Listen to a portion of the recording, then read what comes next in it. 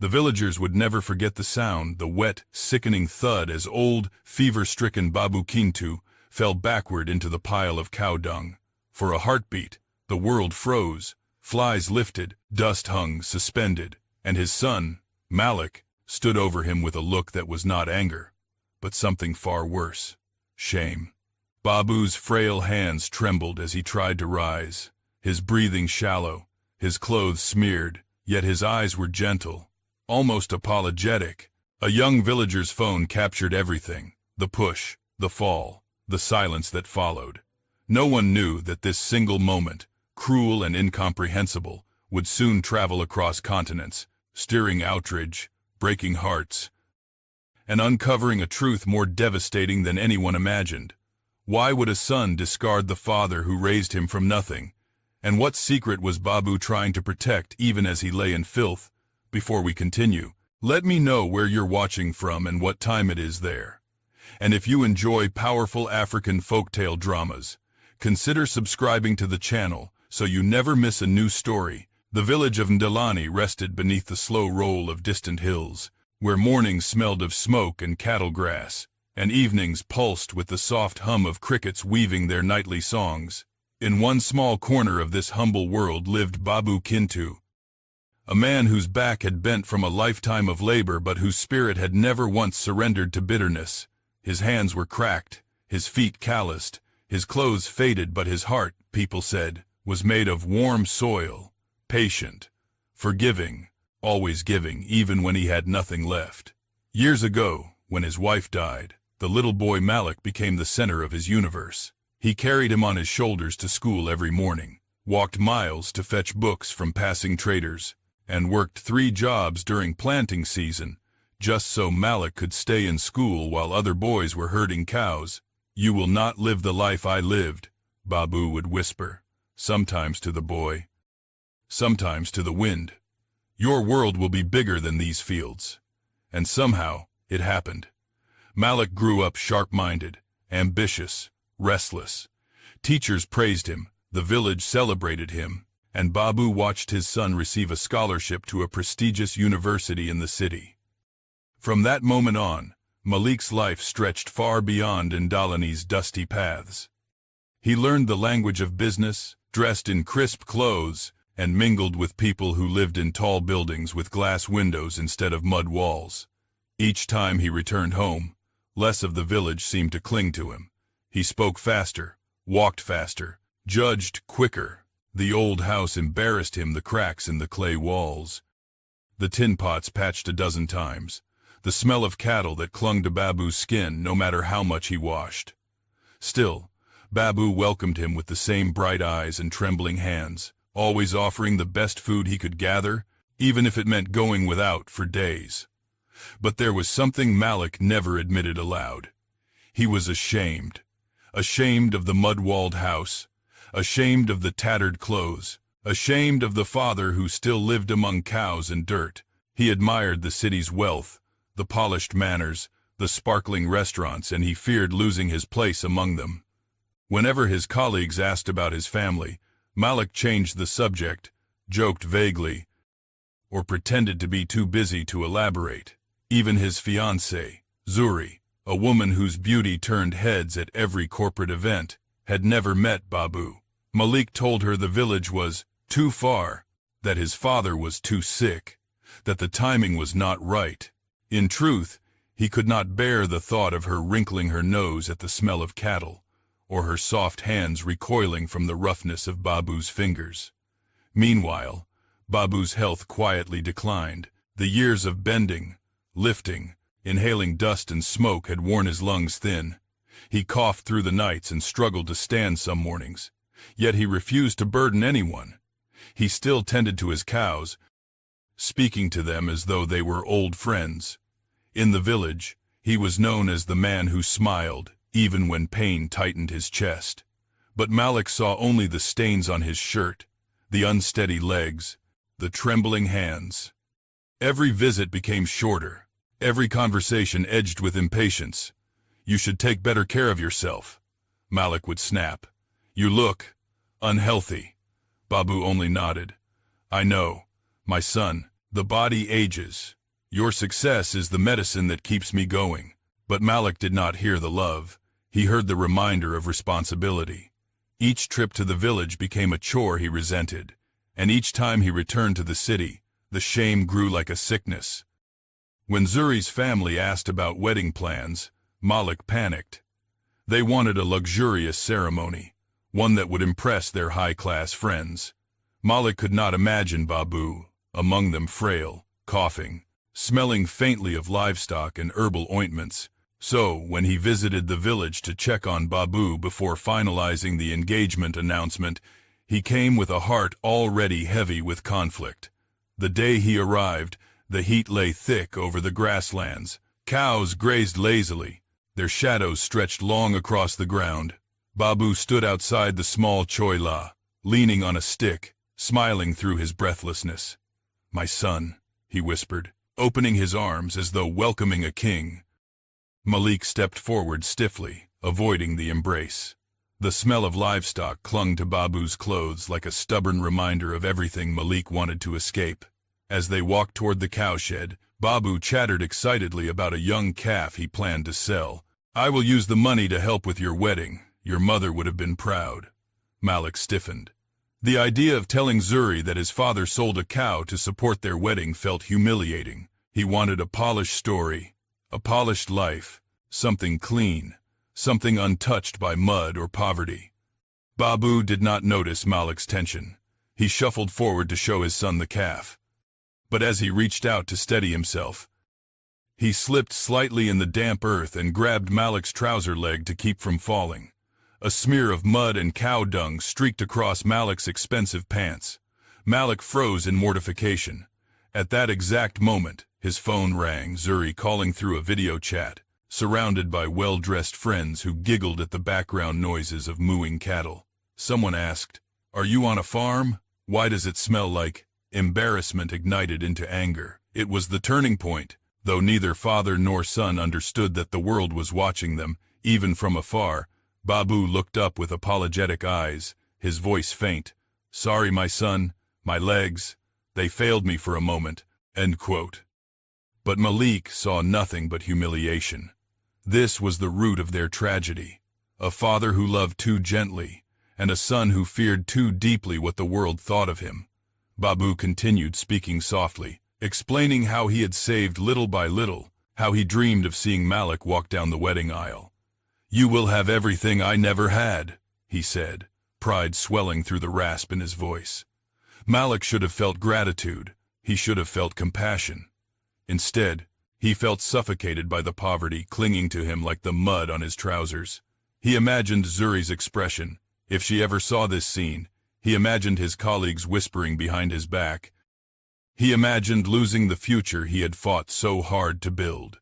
And in that storm of shame, fear, and pride, something inside him began to crack. The distance he had cultivated between himself and his father, the years of suppressed embarrassment, the unspoken resentment, all of it coiled inside him, ready to strike. He didn't know yet that one day the world would see this darkness in him. He didn't know that a single moment of cruelty would unravel his life and expose the fragility of a man who built his identity on denial. He didn't know that his father, even in sickness, would continue to protect him from the truth of his own heart. But he would learn, and the world would witness it. The morning sun had barely begun its climb when whispers began spreading through Endalani, whispers about Malik's upcoming wedding in the city. Weddings in the village were usually communal celebrations with drums, feasting, and songs echoing across the hills. But this one was different. It wasn't a village wedding. It wasn't for village people. It was a city wedding, glamorous and distant, the kind that existed only in stories told beside fire pits, and for Babu Kintu, the thought alone warmed his frail chest with pride. He rose earlier than usual that day, coughing into his cloth, forcing himself upright despite the ache in his bones. His breath was shallow, and he paused often to steady himself on the wooden post outside his hut. But the excitement in his old heart carried him forward. He had heard from a cousin that Malik's fiancée, Zuri, came from a wealthy family, educated, refined, beautiful, a perfect match. people said, and Babu believed it wholeheartedly. He pictured her smiling beside Malik in glittering attire, imagined himself giving blessings at the ceremony, imagined meeting her parents and telling them, with trembling pride, "My son is a good man. I raised him with all the love I had." The idea filled him with such joy that he began planning immediately. By midday, he had made the decision to sell one of his best cows, an animal he had raised from birth, to contribute to Malik's wedding. To anyone else it might have seemed foolish, even reckless, given his age and health, but to Babu it was the most natural thing in the world. Love for him was an act of sacrifice, and a parent's love, boundless. But when he told Malik the news, the joy in Babu's voice clashed violently with the panic rising in Malik's. Malik had driven from the city that morning, his nerves frayed from work pressure and Zuri's persistent hints that her parents expected a high-profile ceremony. He had barely stepped out of his car when Babu greeted him with news of selling the cow. Malik stiffened instantly. "You don't have to do that," he muttered, avoiding his father's hopeful gaze. "But I want to," Babu replied softly. "A father must stand proudly at his son's wedding. Let me give you something, even if it is small." Malik clenched his jaw. To him, the cow sale wasn't an act of love. It was another reminder of how poor, outdated, and embarrassing his father's world was. He pictured Zuri rolling her eyes. If she found out, "My family doesn't need cows," she had once said dismissively when he described village life. "That's such a rustic existence." So when Babu spoke now, Malik heard not generosity, but humiliation. He imagined Zuri laughing, her friends whispering behind manicured hands. His father is a cow farmer. His wedding money comes from cattle. It felt like a stain on the polished life he was trying so hard to build. Babu continued talking, unaware of Malik's spiraling thoughts. "I will go with you to the city next week," he said eagerly. "I want to meet her family." "No," Malik cut in sharply, louder than he intended. "You can't come." The silence that followed trembled like a thin rope pulled too tight. Babu blinked slowly, confusion clouding his gentle eyes. "Can't come." Malik turned away, pacing. "The journey is too far for you. You're not well. You need to rest. The city is busy and polluted. You'll only get worse." But Babu heard something else, something beneath the words. He wasn't a fool. He had seen Malik grow distant with each passing year. He had watched the shame flicker in his son's eyes whenever he returned home and found Babu coughing, limping, or covered in the dust of the cattle yard. Still, he had hoped that at least for the wedding, for something so momentous, Malik would let him stand proudly at his side.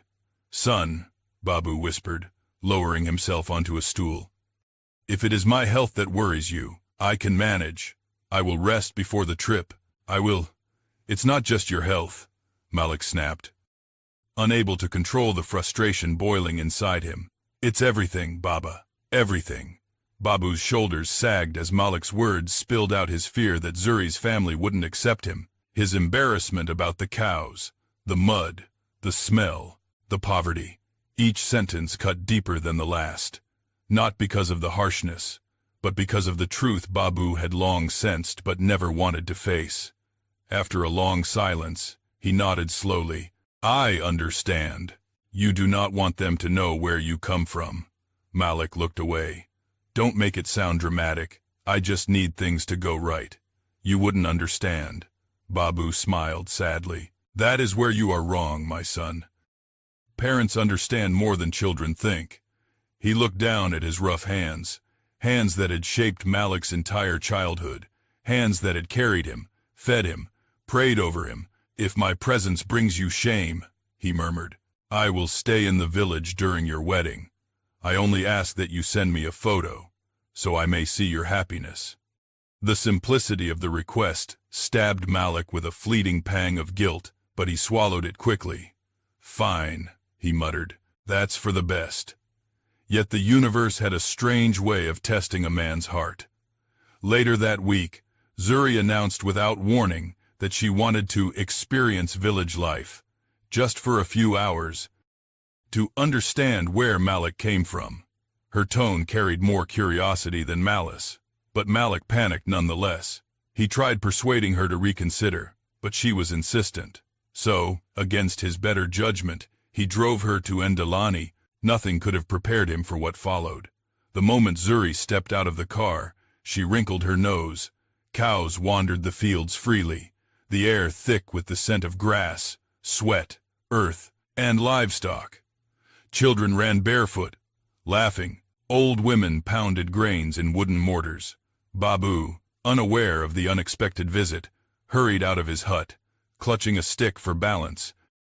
His face lit up when he saw Malik, and then softened with awe when he saw Zuri. "You must be the one my son will marry," he said warmly, bowing his head in greeting. Zuri hesitated, then forced a stiff smile. "Hello, sir." But her eyes darted around, taking in the mud walls, the cows, the dusty yard. Malik noticed the faint disgust. Babu noticed it too, though he pretended not to. He invited them inside. Zuri lingered at the doorway, careful not to let her dress touch anything. Malik's stomach tightened with dread. When Babu offered her water in a clay cup, she declined politely, but her expression made Malik's face burn. The breaking point came when a nearby cow mooed loudly, startling Zuri.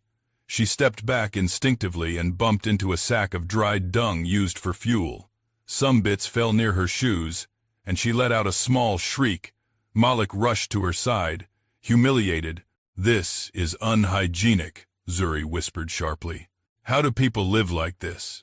Those words, simple, dismissive, struck Malik like a blow. Before he could respond, Babu reached out and touched Malik's arm gently. "Do not worry, my son. She is not used to village life. It is natural." But when he touched Malik, the motion caused his weak legs to wobble. He stumbled, grabbing Malik's arm for balance. A bit of mud smeared on Malik's sleeve. It was nothing, a speck, a trivial stain. Yet Malik pulled his arm away quickly, as if burned. His breath hitched, his heart hammered. He felt Zuri's eyes on him, judgmental and horrified. The shame surged like a wave, choking him, and in that awful, breathless moment, the foundation of their tragedy deepened. For Malik no longer saw his father's trembling hands, nor the love in his tired eyes. He saw only a threat to the life he wanted, a threat he believed he must reject in order to rise. Night fell slowly across the village, drawing long shadows over the fields as Malik and Zuri returned to the car. The sun dipped behind the hills, and the sky glowed a deep orange before folding itself into blue darkness. But Malik barely saw it. His mind churned with humiliation, echoing Zuri's every uneasy glance, every small grimace she had made. He could still feel the moment she whispered under her breath, "I can't believe this is where you grew up." Her tone hadn't been cruel, but it had been enough to create a crack in Malik's carefully cultivated image. Enough to make him wish desperately that the ground would open and swallow the entire village, cows, mud, fences, and all. As they drove away from Ndalani, Malik kept his hands tight on the steering wheel, jaw clenched, eyes fixed ahead. Zuri spoke occasionally, laughing lightly about how interesting the village was. But Malik heard the condescension in every syllable. He didn't respond. His shame had seeped into his bones, making even the sound of his father's soft voice feel like a reminder of everything he wanted to outrun. Back at the village, however, Babu Kintu lingered outside long after their car disappeared into the distance. He leaned heavily on his stick, coughing into the crook of his elbow. There was sadness in his eyes, not because of how Zuri reacted, but because he had seen the fear in Malik's gaze, fear of being associated with him, fear of being diminished. He understood it more than his son would ever believe. As a young man, he too had dreamed of escaping poverty. He too had wanted a life clean of mud and sweat. But life had tethered him here with responsibilities, with love, with a child who depended on him. He tried to tell himself that Malik was simply overwhelmed, but the ache in his chest whispered the truth. His son was ashamed of him. Still, love makes fools of parents. Babu convinced himself that things would improve. Malik just needed time. The wedding preparations were stressful. Zuri was from another world. Perhaps she would soften in time, Maybe Malik would one day realize that roots were not stains. With this fragile hope, Babu pushed himself back into the hut, lit a small lamp, and prepared herbal tea to soothe his lungs. His hands trembled as he lifted the kettle, but he didn't allow the weakness to bother him. There was work to do. A father must not crumble just because life grows heavy. The next morning, the village stirred with murmurs. Several neighbors had quietly observed Zuri's visit. Some spoke of her unease, others of how Malik seemed almost resentful, and a few mentioned that Babu's cough sounded worse. Ayo, the young woman who often helped Babu fetch water and sweep the yard, arrived early with a bowl of warm porridge. She entered the hut to find him leaning against the wall, wheezing softly.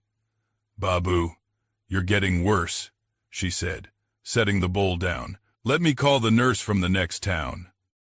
Babu shook his head. "No, child. Save the money.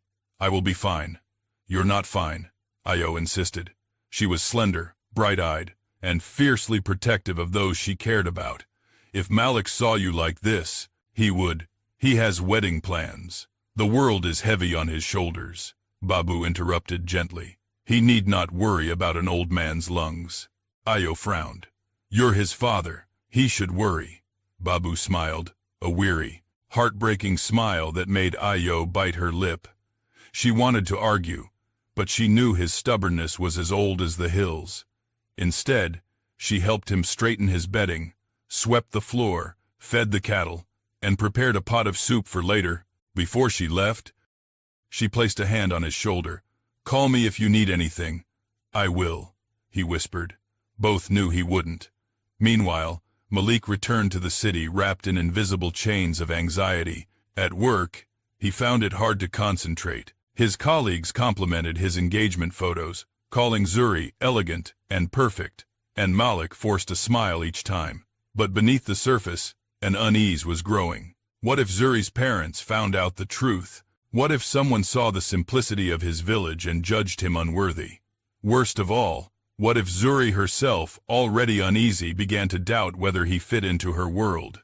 That fear grew teeth. Over dinner that night, Zuri mentioned casually, "Your father seems sweet, but very rustic. I don't think my parents would understand someone like him." Malik's stomach tightened. "He won't come to the wedding," he said quickly. Zuri lifted her brows. "Really? He knows it's for the best." She shrugged lightly. "I just don't want any awkward moments, you know. Everything must look perfect. Appearances matter." Appearances. The word echoed in Malik's chest like a stone dropped into a well. In the days that followed, Babu's health worsened. His cough deepened. His breathing grew shallow, and simple tasks became battles. But he refused to burden Malik. When Malik visited again reluctantly, mostly out of obligation, he found his father sitting outside, bundled in a thin blanket despite the warm weather. "Are you all right?" Malik asked, though his tone lacked warmth. Yes, Babu said quickly, brightening. "I was just thinking, if you need more money for the wedding, I can sell another cow." Malik felt a sting of irritation. "I said you don't need to do that, but I want to help. You helping is what causes problems." Malik snapped before he could swallow the words. Babu's smile faltered. I only want to ease your burden, my son." "You can't," Malik muttered. "Not like this." The silence between them tightened again, taut and painful. Malik stepped back, as though afraid the smell of herbal salves and cattle would cling to him. Babu noticed it, though he pretended not to. Trying to change the subject, Babu pointed toward the field. "Come, let me show you something. The calf I told you about." "I don't have time for that," Malik interrupted, glancing at his phone. "Zuri needs me in the city." He turned away, but Babu, determined to make this moment meaningful, reached out to steady himself and accidentally brushed mud onto Malik's clean trousers. Malik froze. The shame was instant, violent. "Sorry," Babu whispered. "My legs." But Malik wasn't listening. He felt the weight of Zuri's imagined judgment pressing on him like a stone. The smell of the cowshed seemed suddenly suffocating, Everything about this place felt like a trap closing in around him. He needed to get away. Yet as he stormed off toward the car, his father tried once more. "Let me walk you out," Babu said, rising unsteadily. "No," Malik snapped. "Stay. Just stay." His tone was sharp enough to cut. Babu stopped walking immediately, leaning on his stick, his eyes filling with a quiet hurt he didn't bother hiding. But all Malik saw was his own fear, reflected in everything around him. That night, as Babu lay coughing beneath the thin blanket, he whispered into the darkness, "Maybe he is right. Maybe I have become a burden." The words broke him more than his illness ever had. Yet even then, even with lungs burning and heart aching, he prayed softly, "Protect him, even from himself." It was the kind of prayer whispered by fathers who loved too deeply, and sons who understood too late.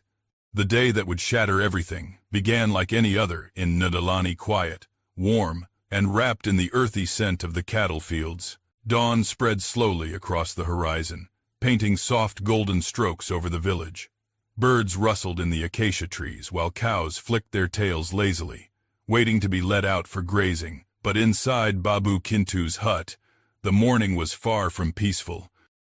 He awoke to a violent coughing fit that left him trembling, gasping for breath.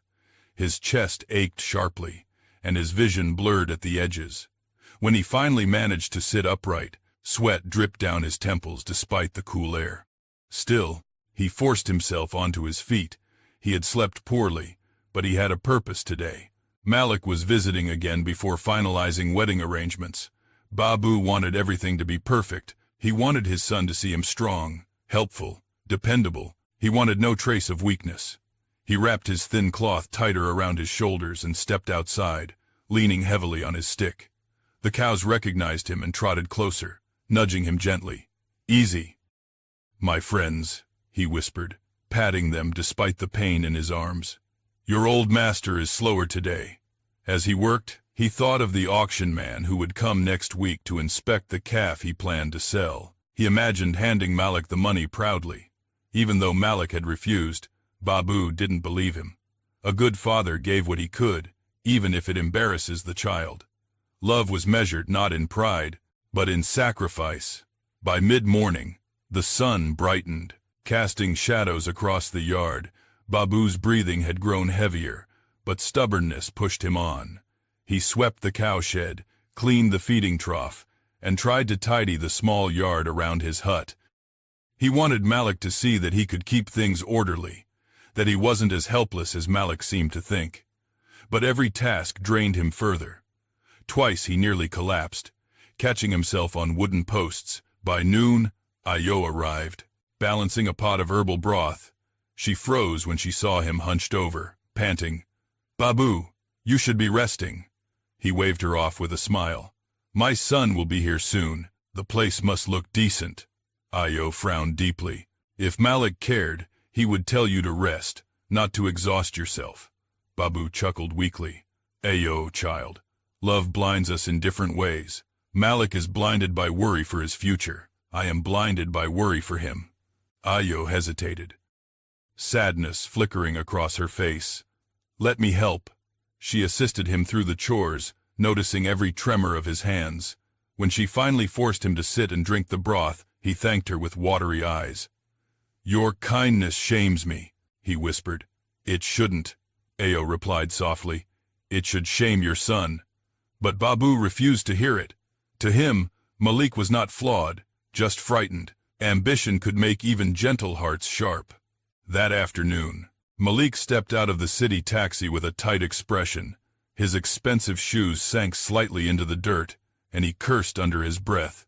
He had rushed here, ignoring several work calls because Zuri had messaged him in a flurry of anxiety. "Your father's house.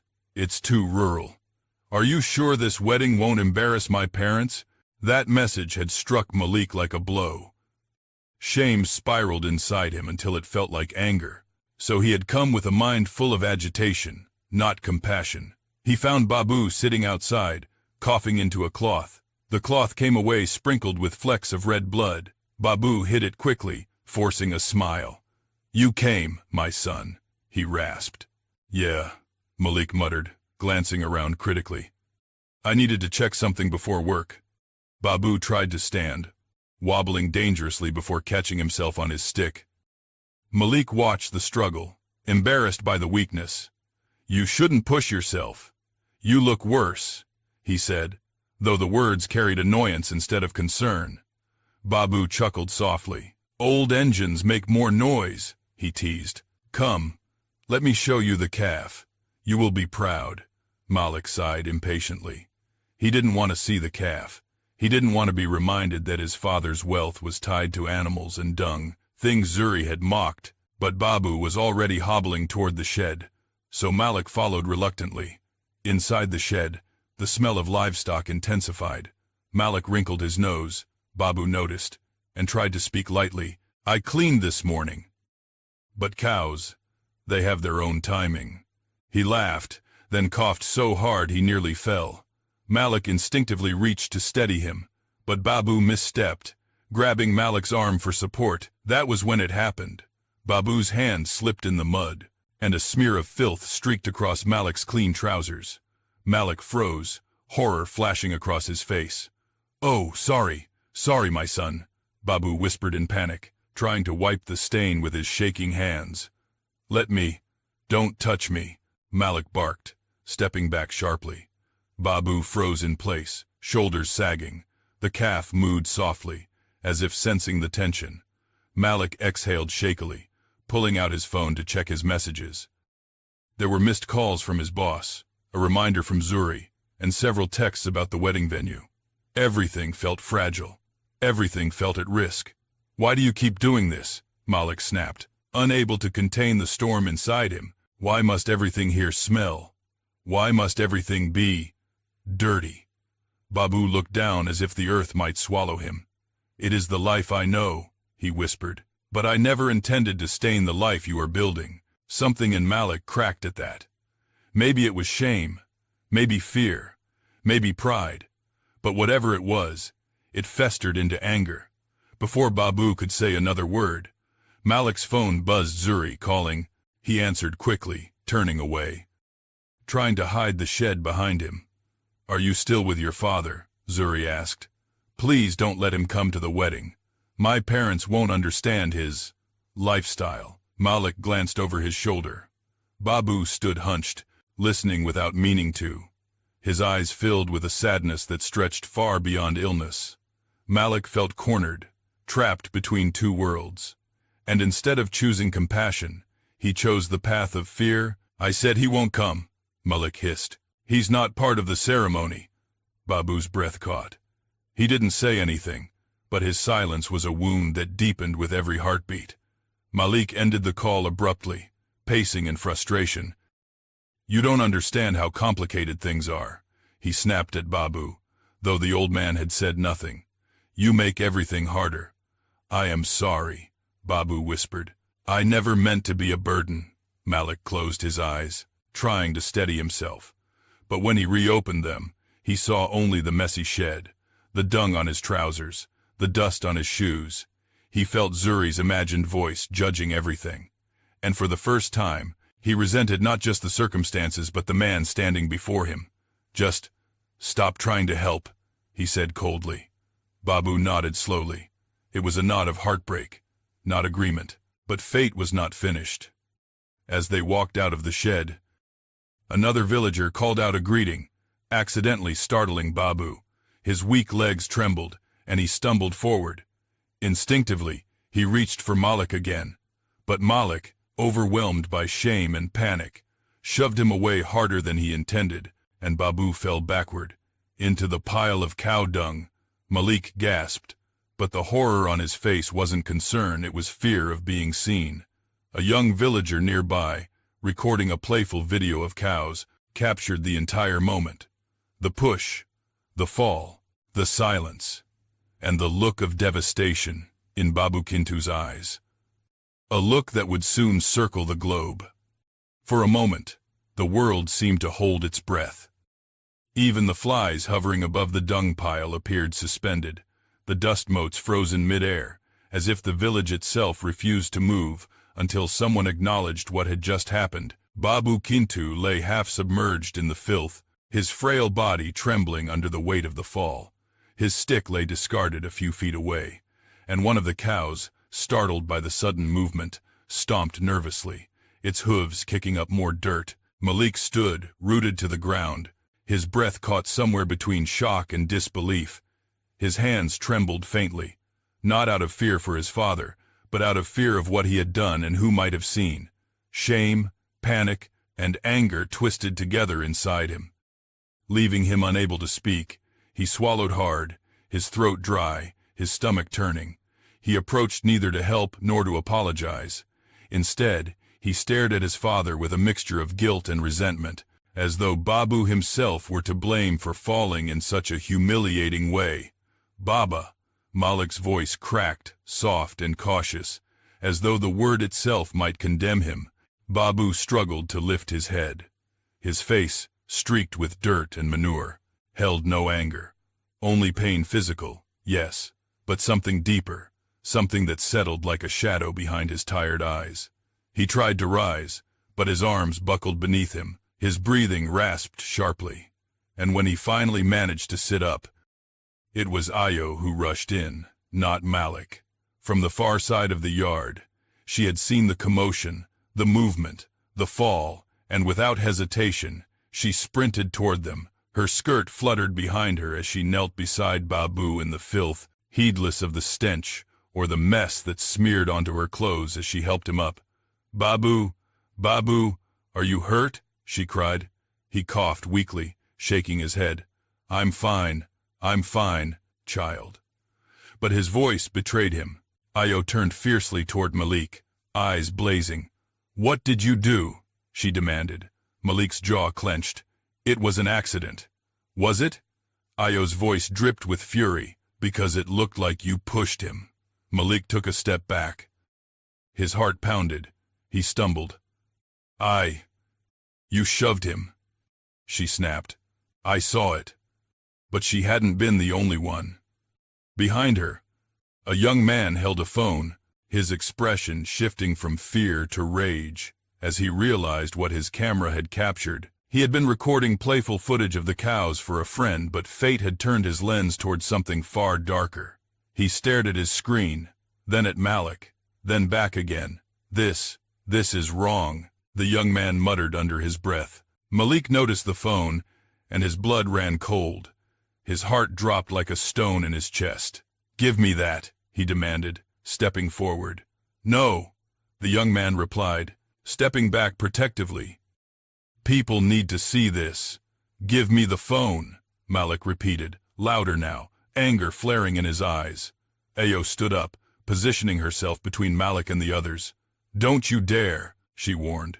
"You've done enough." Babu attempted to intervene, weakly raising a trembling hand. "Please, stop arguing. It was my fault. My legs gave out. Malik didn't mean to." "Baba," Ayo cut in sharply, kneeling again. "You don't have to defend him. Not this time." But Babu's gaze lingered on Malik, and even through the pain, disappointment flickered but quickly vanished behind a wall of unconditional love. Malik's harsh tone, the shove, the fall, none of it erased the years of devotion he held for his son. In his heart, Malik was still the boy he once carried on his shoulders, the child who clung to him during thunderstorms, the young man he had worked himself half to death to educate. Love didn't vanish with one act. It weakened, perhaps. It tore, but it refused to disappear. "Help me up," Babu whispered. Ayo and the young man lifted him gently, guiding him away from the pile of dung. His legs wobbled dangerously under his weight. When he stood again, he looked at Malik with a small, sad smile. "It's okay, my son," he said. "I know you didn't mean it, but Malik said nothing. He couldn't." The words stuck in his throat like thorns. He stared at the ground, fists tightening and loosening at his sides. The young man holding the phone hesitated, then spoke quietly. "I'm sorry, Babu, I really am. But people deserve to know what happened. This isn't right." Babu's gaze softened. "Son, I cannot stop you. Do what you feel is right." But Malik snapped. "Delete it." The young man shook his head. "No." Malik lunged forward, But Io shoved him back. "Enough," she shouted. "If you cared half as much about your father as you do about your reputation, none of this would have happened." Malik stopped in his tracks, shocked by her boldness. Io turned to Babu. "Let's get you inside. You're not strong enough to be out here." She helped him into the hut, wiping at his clothes with tears collecting in her eyes. The smell clung to him despite her best efforts, and each cough grew harsher than the last. She carefully lowered him onto his sleeping mat, her hands trembling. "Does anything hurt?" she whispered. Babu closed his eyes, breathing heavily. "Only my heart," he murmured. Io pressed her lips together, trying to keep her emotions from spilling over. "Let me call someone. Let me get help." "No," he said again with that same stubborn kindness. "I'll be fine, Malik. He is just stressed." Io shook her head. "Stressed doesn't excuse cruelty." Outside, Malik paced the yard, agonizing over what had just happened. His mind raced. What if the video spreads? What if Zuri sees it? What if her parents do? What if his colleagues share it online? What if he becomes a joke, a disgrace? He clenched his fists. His breathing quickened. His pride, wounded and unraveling, roared louder than any sense of remorse. He approached the young man again. "If you post that video, you'll destroy me," he said. Voice strained, the young man replied calmly. "No, you destroyed yourself." Ayo reappeared in the doorway, eyes red. "Leave, Malik," she said quietly. "Your father doesn't need this right now. He needs peace." Malik looked toward the hut. His expression conflicted. He thought of entering, apologizing, helping his father clean up, but the shame was too strong, the disgust too overwhelming. He couldn't bring himself to touch his father in this state. Couldn't bring himself to face what he had done. Couldn't bear witnessing Babu's forgiveness. So instead, he walked away. He got into his car, slammed the door, drove off without looking back. Inside the hut, Babu whispered to Io, "He didn't mean it. He is a good boy. He just forgot himself for a moment." But tears flowed silently down Babu's cheeks. He had defended Malik all his life, but this wound, this fall, was deeper than any bruise, and though his body would heal, something inside him had cracked open. As the afternoon faded and the village returned to its rhythms, the young man finally uploaded the video. He didn't do it with malice. He did it because silence, he believed, meant complicity. Within an hour, the video spread across the village. Within 3 hours, across nearby towns. By sundown, it was already being shared in the city. And before midnight, it had crossed borders. Millions of strangers would soon see Malik's face, his push, his shame, and the world's judgment would be harsher than anything he could have imagined. The video ignited like wildfire. At first, it was just villagers sharing it among themselves. A few WhatsApp groups. A couple of Facebook posts with angry emojis and shocked comments. But outrage has a way of spreading far faster than forgiveness. Before long, it moved beyond Ndalani, into neighboring towns, then cities, then across the digital world, where anything shocking becomes a spectacle. By sunrise the next day, the clip had reached 500,000 views. Several influencers reposted it under captions like, "Heartless son pushes sick father into cow dung," and "What has humanity become?" News pages picked it up, adding dramatic subtitles and slow-motion replays. Social media users dissected every detail.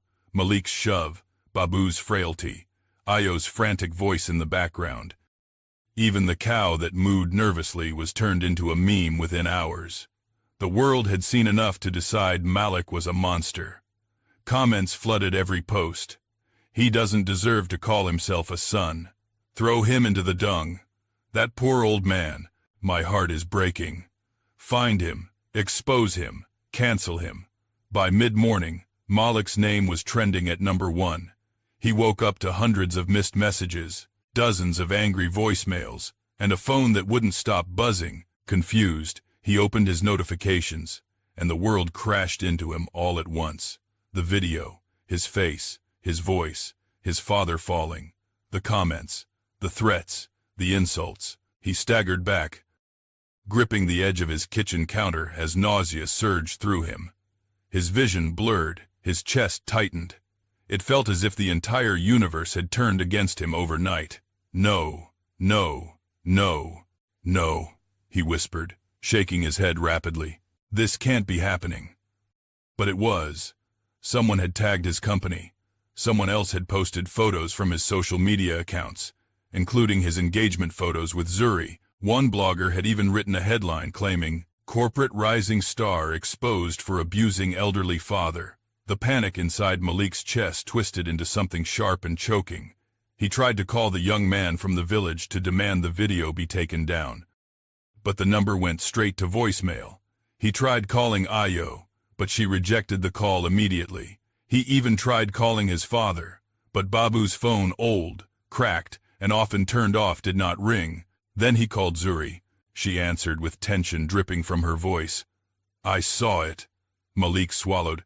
"I can explain." "There's nothing to explain, Malik. It's everywhere. My friends are messaging me. My parents are furious. They're asking what kind of man pushes his own father like that. It wasn't like that. It doesn't matter what it was like," she snapped. "What matters is what the world sees, and they see a heartless man." Malik flinched as though she'd slapped him.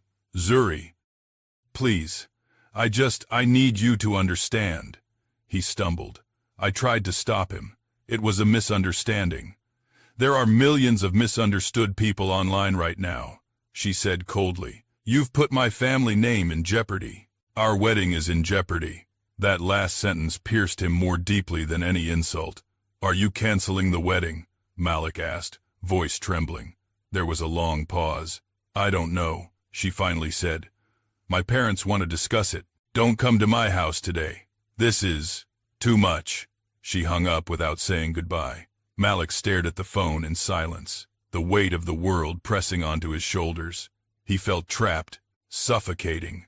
In one night, everything he had built, his reputation, his job prospects, his relationship, was slipping through his fingers like dust.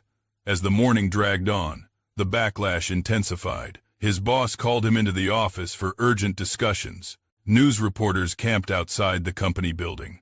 Someone had taken screenshots of his LinkedIn profile and plastered them next to the viral video. Comments flooded with demands that he be fired. Hours later, the company released a statement. "We are aware of the disturbing video involving our employee, Malik X. We are conducting an investigation. Malik has been placed on indefinite suspension." Suspension. That word hit him like a punch to the gut. He sank onto the couch, hands trembling uncontrollably. The world had called him a monster, and he had no words to defend himself. Worst of all, somewhere deep inside, he feared they might be right. But while the world raged, Babu remained unaware of the video's impact. He had spent the night coughing violently, his body aching from the fall. Ayo tended to him, wiping his fevered forehead, coaxing him to drink water. She spoke gently, but anger simmered beneath her compassion. "Why do you keep defending him?" she whispered at one point. Babu, too weak to lift his head, smiled faintly. "Because he is my son. That doesn't excuse what he did."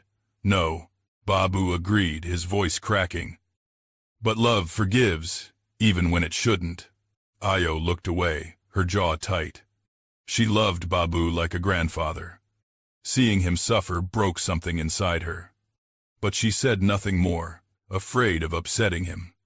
The next day, the village buzzed with talk. Some sympathized with Babu, others with Malik's downfall, and many simply relished the drama. But Babu was not thinking about the video or the outrage. He was thinking about Malik, how scared he must be, how lost he must feel. He wanted to go to him, comfort him, tell him that people make mistakes and forgiveness is possible, but he was too weak to leave his hut. Meanwhile, in the city, Malik's world shrank further. Co-workers whispered behind his back. His phone vibrated constantly with unknown numbers. Some callers yelled insults, others threatened him. His landlord sent a notice. "We are reconsidering your tenancy." Even a restaurant he frequented posted a statement distancing themselves from his behavior. Everywhere he turned, doors closed. He had become a public villain, a symbol of ungrateful children, a cautionary tale. And the person he feared facing most, the person he wronged most, lived in a small hut miles away, too weak to walk, too gentle to condemn him. That evening, Malik finally broke. He fell to the floor of his apartment, head in his hands, sobbing as if his chest would split open. Regret pressed down on him like a mountain.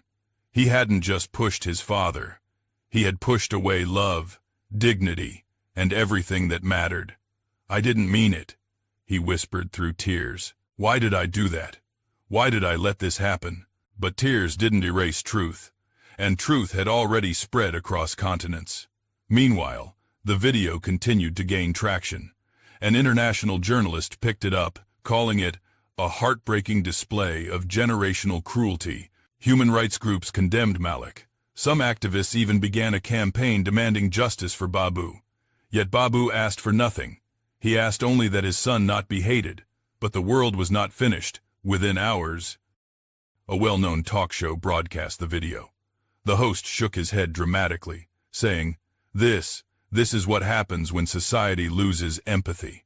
Millions nodded along. Strangers cried for Babu. Strangers cursed Malik. And the question echoed everywhere. Where is Babu Kintu now? And is he safe? As night fell, that question became more urgent.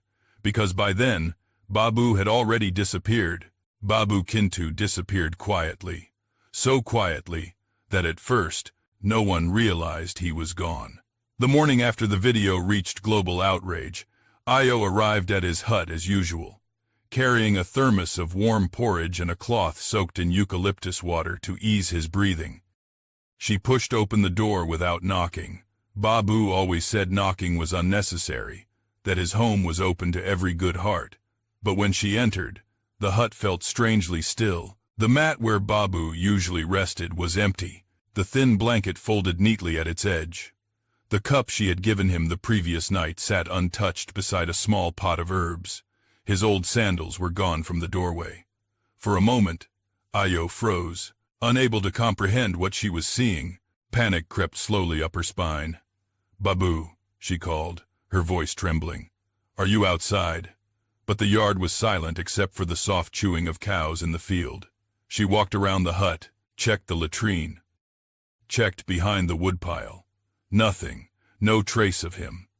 At first, she thought he might have gone to fetch water, but his heavy wooden bucket remained propped beside the door. He would not have been strong enough to carry it alone. She rushed toward the grazing field. The cows lifted their heads lazily at her approach, but there was no sign of the old man among them. By the time she returned to the hut, her hands were shaking. That was when she saw it, a small, folded cloth tucked beneath the edge of his mat. She pulled it out and recognized it immediately. Malik's old handkerchief, embroidered with the initials M.K., a gift from Babu to Malik years ago. It was the only item Babu had refused to throw away. In the corner of the cloth, tucked carefully, was a single sheet of paper. Ayo unfolded it with trembling fingers.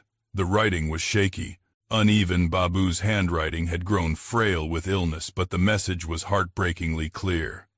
"My child, if you find this, know that I am safe. I cannot stay here while Malik suffers because of me. I will go where my presence brings him no more shame. Do not look for me. He must rise without the weight of an old man's mistakes. If God wills it, we will meet again."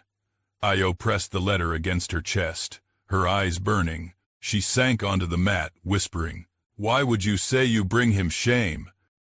Why would you leave like this, Babu?" Her tears dripped onto the cloth. Outside, she heard footsteps approaching. It was the young man who had recorded the video, Kato.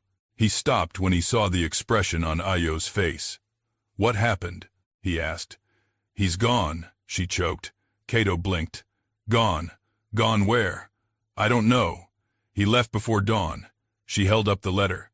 "He thinks he's the reason Malik is suffering. He thinks his absence will fix everything." Kato's shoulders sagged. Regret flashed across his face. Maybe posting the video was a mistake," he whispered. Ayo wiped her eyes, anger flashing briefly. The mistake wasn't the video. The mistake was years of Malik ignoring his father's worth. She exhaled shakily.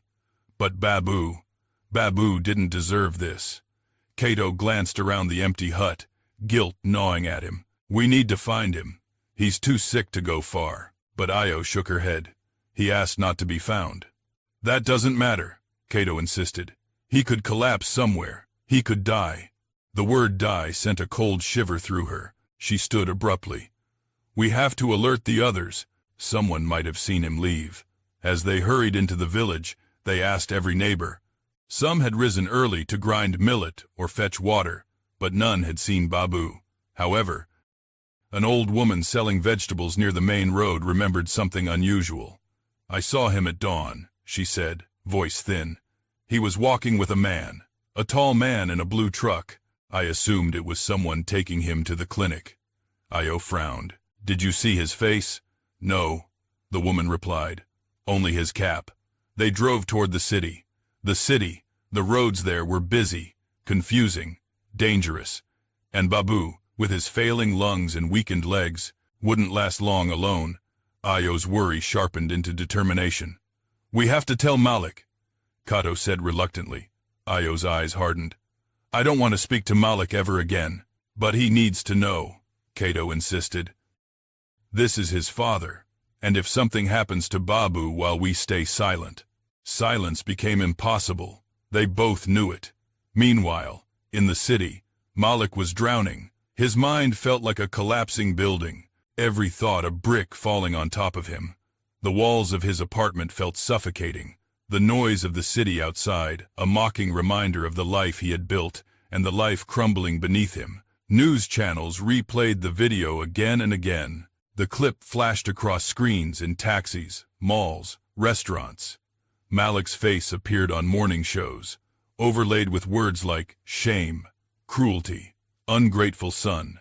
Everywhere he went, people recognized him. Some spat at him. Others shouted insults. A group of teenagers recorded themselves mocking him as he walked past. By afternoon, he could no longer step outside without fear of confrontation. When he returned to his apartment, he found a letter taped to his door. Monsters like you should rot. He ripped it down, his hands trembling. It wasn't anger, he felt it was a dark, creeping fear. He stared at himself in the bathroom mirror, eyes rimmed with exhaustion. I'm not a bad person, he whispered. It was just a moment, one bad moment. Why won't anyone understand? But even as he said it, he saw the truth in his reflection. The shame, the pride, the selfishness that had built up over years, not minutes. His phone rang suddenly. He answered without checking the caller ID. Malik. It was his uncle from Indalani. You need to come home. Malik swallowed hard. I can't. The media. This is not about the media, his uncle interrupted. It's about your father. Babu is missing. For a moment, Malik's heart stopped. His breath caught in his throat. Missing. What do you mean missing? He left before sunrise. No one knows where he went. Malik's knees buckled. He grabbed the back of a chair for support. Why? Why would he leave? There was a long silence on the other end. Then his uncle spoke in a voice heavy with sorrow. Because he thought he was burdening you. Because he thought the world hated him because of your mistake. Because he loves you too much to stay. Malik closed his eyes as the words tore through him. He pictured Babu's frail figure walking alone down a dusty road, coughing, stumbling, disappearing into the unknown. A cold panic seized him. I'm coming home, he whispered, grabbing his keys. He drove recklessly, ignoring speed limits, ignoring calls from journalists chasing him. His mind replayed every moment he had taken for granted, every harsh word, every avoided embrace. Shame flooded him, heavier than any online backlash. When he arrived in Ndalani, villagers stared, some pointed, some whispered, but Malik no longer cared. He rushed to the hut, where Ayo met him at the doorway. Her eyes were swollen from crying. You're too late, she said. Malik's heart lurched. He's dead. No, she replied, but he's gone, and we don't know if he's safe or alive. She handed him the letter. Malik read it once, twice, 3 times. Each sentence felt like a blade. By the time he finished, his tears dripped onto the paper. "He left, because of me," he whispered brokenly. Ayo's voice cracked. "Yes." For the first time in years, Malik collapsed to his knees in the dirt of his childhood home. The same dirt he had been ashamed of. The same dirt his father had worked with pride. "I'm going to find him," Malik said through tears. "I don't care what it takes. I will bring him home." But the world had changed faster than he realized, because while Malik was preparing to search for his father, an unexpected figure was already walking toward Ndalani, a stranger carrying information that would alter everything, and he was looking for Babu Kintu. The stranger arrived in Ndalani just after sunset, when the sky was slipping from gold into deep violet, and the first stars blinked awake between drifting clouds. He pulled up in a dark green SUV, not the kind of vehicle that normally ventured onto village roads. Dust swirled behind him as he parked near the communal well. Instantly, curious eyes turned toward him. Children paused mid-play. Elderly women straightened from their baskets. Men returning from the fields exchanged cautious glances. He stepped out with a measured calmness, dressed in well-pressed trousers and a shirt that bore the insignia of a respected legal firm. His posture was straight, authoritative, but not threatening. Under one arm he carried a leather briefcase, worn at the edges but polished with care. He moved as one who knew exactly why he was there, and exactly how heavy his purpose was. His name was Mr. Thabiti. As he approached the heart of the village, Ayo emerged from Babu's hut, a bowl of unused herbal remedies still in her hands. Her face was tight with worry, eyes red from hours of searching, pleading, and fearing. When she saw the stranger, she hesitated. "Good evening," the man said, bowing his head politely. "I am looking for Mr. Babu Kintu." Ayo's throat tightened. "He's not here." The man lifted his brows slightly. "Not here. I was told this is his home." "It is," Ayo whispered, "but he's missing." Before Mr. Thabiti could respond, Malik stepped out of the shadows behind the hut. His clothes were dusty from searching the outskirts of the village. His face looked older than it had just 3 days ago, eyes sunken, shoulders sagging under the weight of shame and fear. When he heard someone asking for his father, he approached. "Who are you?" Malik asked sharply, though his voice trembled. Mr. Thabiti studied him a moment, long enough to show he recognized the face from the viral video. But unlike the rest of the world, the lawyer did not react with disgust or judgment. Instead, he bowed his head respectfully. "You must be Malik Kintu." Malik stiffened as if the sound of his own name were a blade. "Yes," he answered tightly. "Do you have news about my father?" "Not exactly," the lawyer said, "but I carry information that concerns him and you. May we speak privately?" Ayo crossed her arms. "Whatever you have to say it here, Mr. Thabiti clasped his briefcase. "Very well. This concerns land compensation and legal inheritance." Villagers who had been lingering nearby took a few steps closer. The mention of money, legal matters, inheritance always drew ears. Malik frowned, confused. "Inheritance," he repeated. "My father doesn't have anything to inherit." "That," the lawyer replied softly, "is not entirely true." He opened his briefcase with a click, pulled out a thick envelope stamped with government seals, and handed it carefully to Malik. "These documents concern the sale of agricultural land for a state-funded development project. Several tracts around Ndalani were surveyed, evaluated, and identified for compulsory acquisition. Among them is land formerly registered under Babu Kintu's name." Malik blinked. "My father, that land is worthless. It's just old pasture."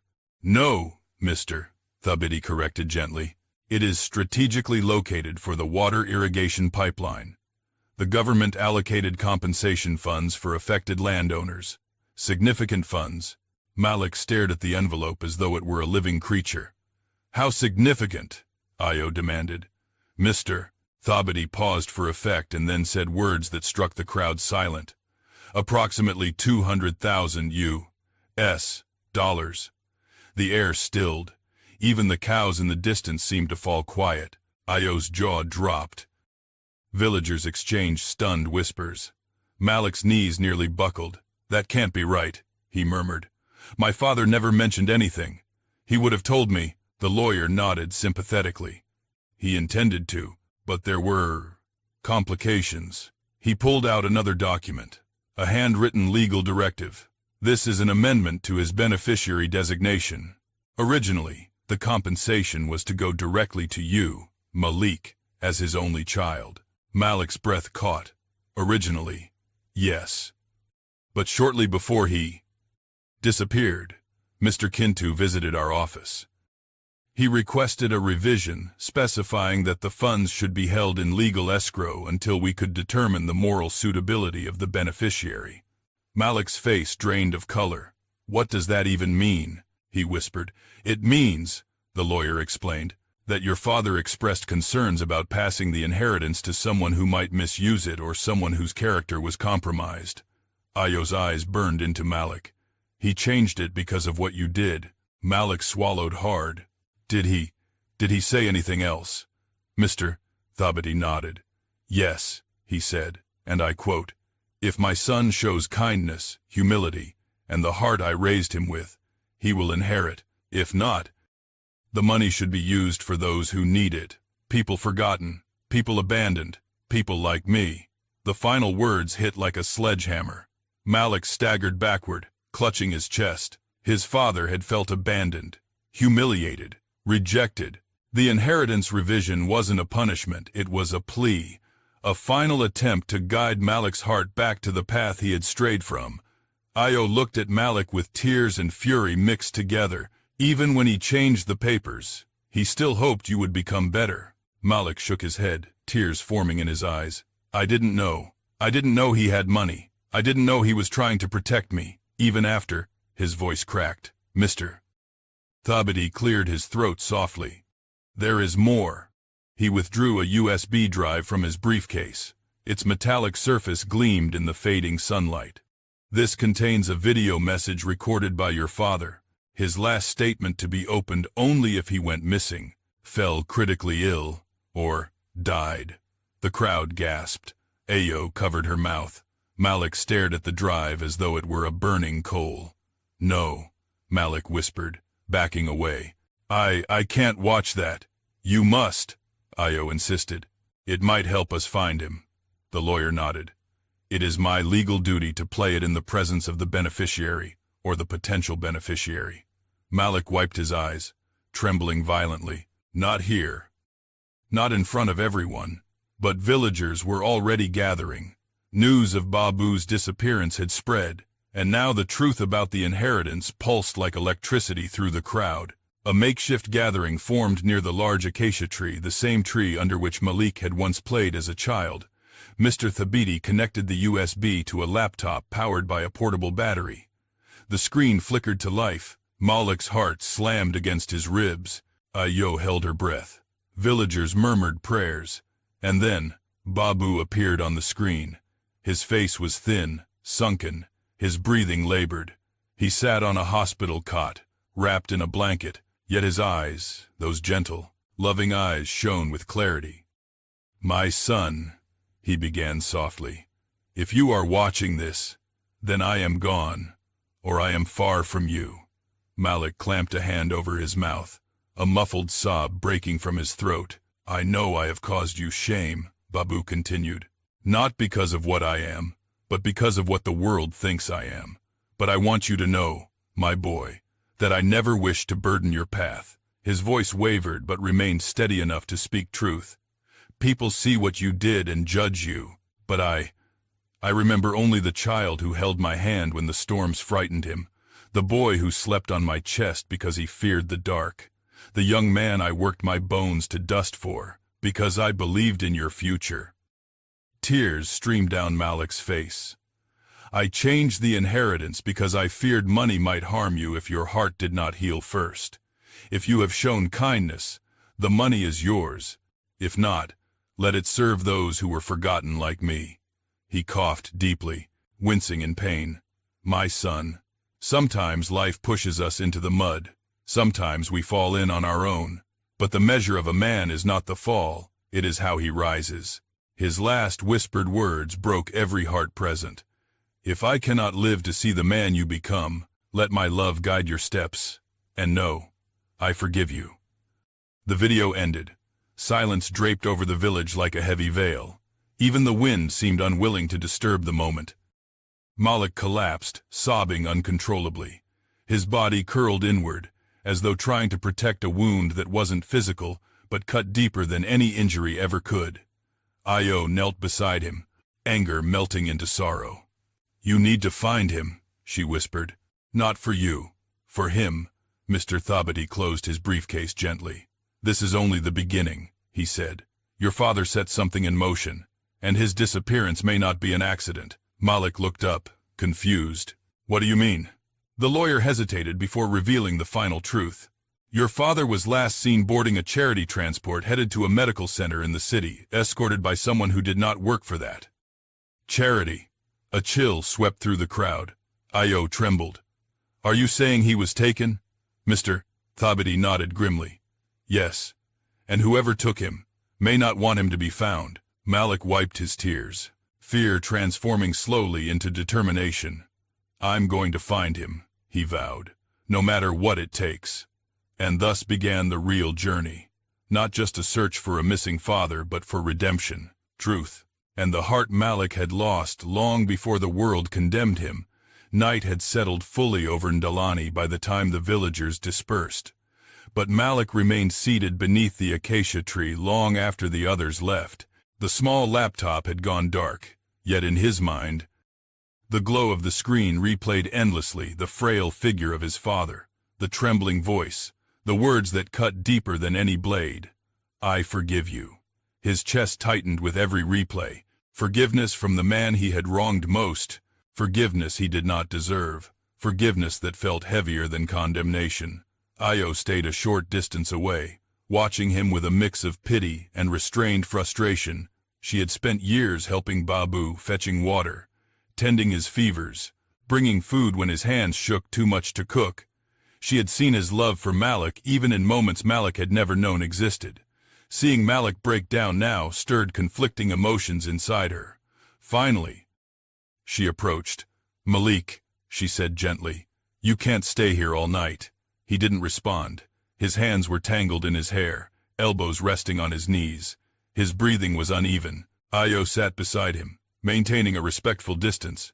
"Your father wouldn't want you drowning in guilt. He would want you to stand up, not collapse." Malik shook his head. "I don't know how to stand after this."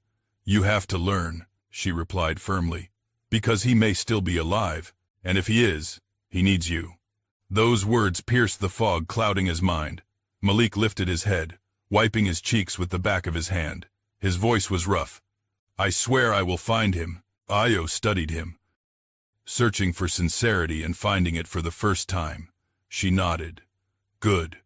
Then you listen to everything Mr. Thabiti says. No arguments."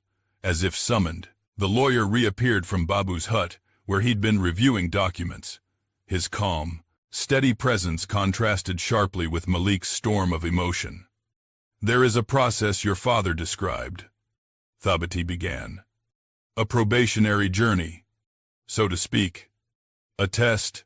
He believed character is proved through service, not words." Malik frowned. "What do you mean?" Thabiti motioned for them to follow him. They stepped into Babu's small hut, and Io lit a lantern. The faint glow revealed items placed deliberately on the floor by the lawyer, a binder, a sealed envelope, and an old leather notebook. "This," Thabiti said, tapping the binder, "is your father's directive? In case he went missing or died under uncertain conditions, he established conditions for accessing information about the inheritance, and clues about his whereabouts." Io's eyes widened. "Clues. He knew something might happen." Thabiti nodded. "He told us he feared the world becoming too heavy for an old man. He didn't elaborate, but he made preparations." Malik's stomach twisted. The idea of his father planning for disappearance broke him all over again. "What conditions?" Thabiti opened the binder to a page handwritten by Babu. The words were simple but powerful. Let my son serve others before he seeks to find me. Let him touch the places I touched. Let him feel the weight I felt. Only then will his heart be ready. Below it was a list of 3 tasks. Ayo read them aloud. He must care for the elderly or abandoned at a home or center. He must work with livestock or animals in hardship. Without complaint, he must give service where hands are needed most, even if pride protests. Malik exhaled sharply. This is punishment.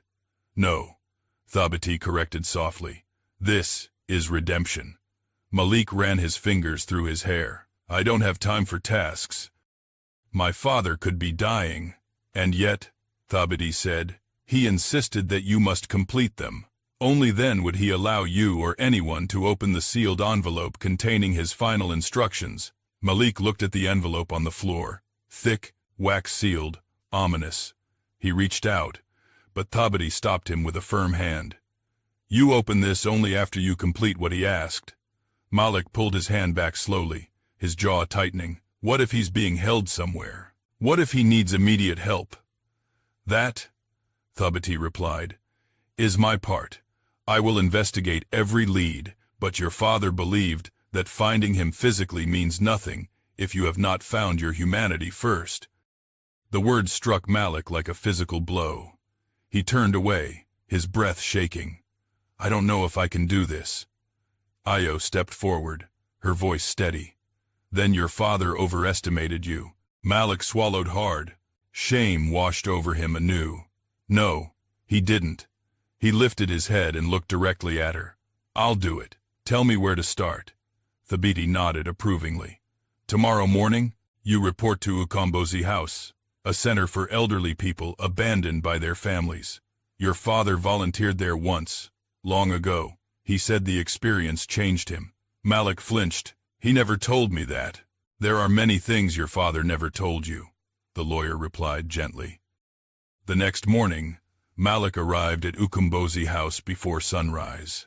The building was old but well kept, surrounded by withered jacaranda trees, whose purple flowers littered the ground like bruised petals. The scent of disinfectant mixed with damp concrete seeped through the open windows. The director, a stern woman named Mama Zawadi, greeted him with a clipboard and a long, evaluating stare. You are the boy from the video, she said bluntly. Malik winced. Yes, we do not allow abusers here, he swallowed. I'm here to learn, to serve. Mama Zawadi eyed him a moment longer, then thrust the clipboard into his hands. You will start where humility begins. The sanitation wing, bathrooms, floors, bedding. No gloves thicker than what we give you. All volunteers do the same, his pride screamed.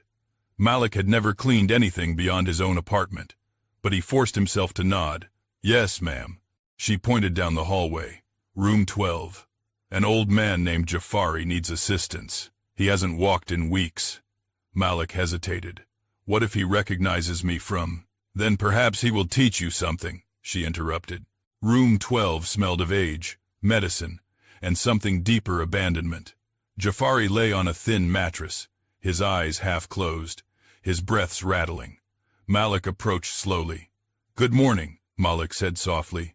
Jafari's eyes opened, sharp despite the weakness in his body. You, Malik stiffened. I know that face, Jafari rasped. You are the boy who threw your father. Malik's throat tightened. Yes, I am. Oh, quote. And now you have come to wash an old man who cannot wash himself, Jafari asked. Will you throw me too? Malik's chest caved inward. No, sir. Jafari studied him for a long moment, then nodded. Good. Bring the basin. And so Malik cleaned him, bathed him, changed sheets soaked with sweat and sickness. His stomach churned, but he did not flinch. Every action reminded him of the fragility he had mocked. Every breath Jafari struggled to take echoed the breathlessness that had racked Babu. By the time he finished, Malik's hands were trembling, not from disgust but from remorse. That was only the beginning. He spent the entire day on his feet scrubbing floors, feeding patients, wiping tears, changing bandages. Some elderly residents insulted him, others embraced him. One woman held his hand and whispered, "Thank you, son," and he nearly broke in half. He felt something shift inside him, something painful, something necessary. By dusk, he could barely stand. He smelled of sweat, bleach, and something unnameable, but he no longer cared. When he returned to Indalani that evening, Io was waiting under the acacia tree. "How was it?" she asked. "Horrible," Malik replied, "and humbling." "Good," she said simply. He sat heavily on a stone. "How many days do I have to do this?" Io pointed to the binder still tucked under his arm. "Until your heart changes." Malik looked toward the horizon, where the sun dipped like a dying ember. "I'll do whatever it takes," he whispered, "for him." Behind him, unnoticed, Mr. Thabiti approached with urgent steps, holding a phone to his ear. "Malik," he called, voice grave. "I found something." Malik turned sharply. "About my father." Thabiti nodded, pale. "Yes, and it changes everything." The night seemed to tighten around them, as though bracing for the truth that was about to be revealed. Malik's breath caught the moment he heard the urgency in Mr. Thabiti's voice. The lawyer rarely showed emotion. His profession demanded calm control. But now his eyes were sharp, troubled, searching for the right words. Io sensed the shift as well. She stepped closer, her brows knitting tightly. "What did you find?" Malik asked, rising to his feet so abruptly that dust scattered around his shoes. Thabiti closed the distance between them, lowering his phone. "I've spent the day reviewing hospital transport logs, charity center entries, and CCTV data from the city. Your father was indeed taken to a medical facility, just not the one he should have been taken to." Malik's heart hammered against his ribs. "You mean someone kidnapped him?" "Not kidnapped," Thabiti replied carefully, "but definitely moved by someone who had no legal affiliation with the organization whose truck he boarded." Io paled. Who would take him? For what purpose? The lawyer opened his briefcase and withdrew a printed still image from a grainy security camera feed. He held it up. The photo showed a blurry impression of the charity truck at a roadside checkpoint near the city. Two men stood outside. One was unmistakably Babu Kintu, leaning on his walking stick. The other was a tall man wearing a hospital lanyard, yet the badge was turned backward, obscuring the name. "This man claimed to be transporting Babu to the Central Mercy Clinic," Thabiti said, "but the clinic confirmed they never received him." Malik felt his blood run cold. "So where did he go?" "That," Thabiti said grimly, "is what we must determine. But remember, your father changed his inheritance for a reason. I believe he sensed danger long before the video incident." Io frowned. "Danger from who?" Before the lawyer could respond, a group of villagers approached timidly. One older man cleared his throat. "I overheard your talk. I saw that truck 3 days ago. It stopped near the old quarry road, far from any clinic. The man driving seemed impatient, rough. The quarry road. That was a desolate stretch of gravel leading toward an industrial district on the city's outskirts, lined with abandoned warehouses and half-finished buildings." Malik's heart pounded. "Are you saying my father was taken somewhere dangerous?" The old man nodded. "I feared something was wrong, but I did not know whom to tell." Malik clenched his fists. Guilt coursed through him like poison. His father might be in danger while he, his own son, had spent the day scrubbing floors instead of looking for him. Ayo seemed to read his mind. "Your father wanted you to complete your tasks, but he also wanted you to find him. These things are not separate, they are connected." "How?" Malik demanded. "How is working in a center helping my father right now?" Ayo stepped forward. "Because he wanted you to understand the suffering he lived with, so you would fight for him with a heart that finally knows compassion, not fear, not pride." Thabiti placed a firm hand on Malik's shoulder. "You are not powerless, Malik. You have begun the path your father asked for. Now you continue it forward, not sideways." Malik swallowed thickly, breathing through the storm inside him. "Tell me everything, every clue, every detail. I'm ready." The lawyer nodded. "Then listen carefully." He knelt on the ground and opened Babu's old leather notebook, its worn pages filled with scribbles, sketches, and cryptic notes. He flipped to a page that had been bookmarked with a torn piece of cloth. "This," he said, "is a sketch Babu drew during his last visit to my office." Malik stared. The drawing was crude but recognizable. A row of storage buildings, a narrow alley, and what appeared to be a water tower. Scribbled beneath it were the words, "He said they help old men like me. But doors stay locked." Io's breath caught. He must have visited that place before. Maybe he suspected something was wrong. Not suspected, Thabiti said. He was certain. He pointed to another line of writing. "If I disappear, follow the ones who claim to rescue but never return the rescued." Malik's pulse quickened. "So there's an organization pretending to help people like him?" "Yes," Thabiti said, "and likely exploiting them. We are dealing with something more serious than a missing person case." A sickening realization hit Malik.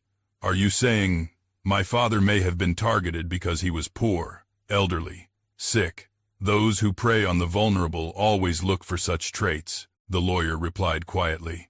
"They could be using elderly patients for undocumented labor, or worse, illegal medical trials." Io gasped. "No, not Babu. He wouldn't survive." Malik staggered back, gripping his head. "We have to find him now. We can't waste time." Thabiti held up a hand. "Finding your father requires strategy, not panic. And remember, you still have 2 tasks left." Malik nearly exploded. "Tasks? My father might be dying, and you want me to—" Io grabbed him by the arm, forcing him to face her. "Malik, listen to me. Your father didn't leave these tasks just for inheritance. He left them to guide your heart and prepare you for what lies ahead." "I don't need tasks," Malik snapped. "I need answers." 23. "And you won't survive this journey without changing," Io insisted. "Don't you see, you are his son, but you have not lived as his son. Not yet." The truth of her words broke something inside him. He sank to the ground, shoulders trembling. "I failed him. So badly." Io softened. "Then rise better." Silence rippled through the night. Thabiti closed Babu's notebook, his gaze firm. "Your father's second task is clear. You must work with livestock again, return to the farm, learn patience, learn humility. It is the opposite of your shame. Livestock, the cowshed, the one place that triggered Malik's deepest humiliation." He felt heat rise to his face. "I can't." "You will," Thabiti said, "or you will never find the man you seek." Io nodded. "We will tend the animals together. I will teach you what your father tried to teach you long ago." Malik's voice broke. "Why help me?" She held his gaze. "Because Babu would have wanted someone to stand with you while you learned to stand on your own." He closed his eyes. For a moment, he imagined Babu's gentle smile, his cracked hands guiding cows with tenderness, his quiet laughter echoing through the fields. Then he opened his eyes, resolved. "Fine," he said. "I will do it. Whatever it takes." Thabiti exhaled in relief. "Good, because your father's third task requires strength not just of the body, but of conscience." Malik's brows knit. "What is the third task?" Thabiti gave him a long, careful look. "To serve where your pride screams the loudest, to kneel where you once refused to bend, to put yourself in the mud before you can lift someone else out of it." The meaning was clear. Malik had to confront the very place where he had thrown his father, the dung yard. He felt his stomach twist. Io placed a hand on his shoulder. "I will stand with you." Malik swallowed hard. "Then let's start." At dawn, they headed to Babu's farm. The sky glowed pink over the hills, the morning chill biting the air. Malik stepped into the livestock yard, his skin prickling with the memories he wished he could erase. The cows paced slowly, watching him with unblinking eyes. He inhaled sharply, catching the familiar scent of manure, hay, and dust, a scent he'd hated all his life. Ao handed him a shovel. "Begin." Malik hesitated, then stepped forward. His shoes sank into the dirt. He dug, lifted, shoveled, muscles aching, pride screaming. He felt sweat drip down his back, though the air was cool. Io worked beside him, silent but encouraging. Hours passed. Each shove of the shovel felt like lifting the weight of his past. Each step through the muck felt like facing the shame he'd avoided. When he stumbled, Io steadied him.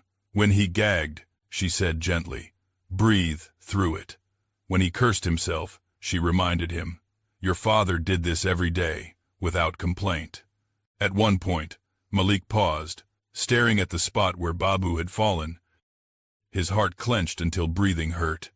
"I'm sorry," he whispered to the empty yard. "I'm so sorry, Baba." Io heard, but said nothing. He worked until his arms shook uncontrollably, until his clothes were stained, until humility seeped into him like sweat. Only then did Io say quietly, "Now you are ready." Malik leaned heavily on the shovel, panting. "Ready for what?" "For the truth," Thabiti said from behind them. He had returned with new information, fresh leads. "Your father," he said slowly, "was last seen near an abandoned warehouse district known for illegal activities." Malik stiffened. "We must go there." Thabiti finished. "Tonight."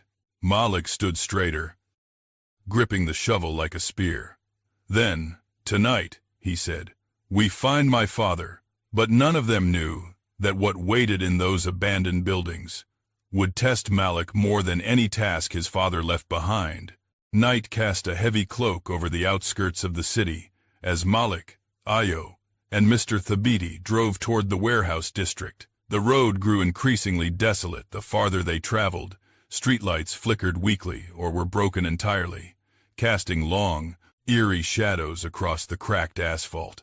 Abandoned factories lined the roadside like giant, slumbering beasts, their rusted metal siding groaning in the wind.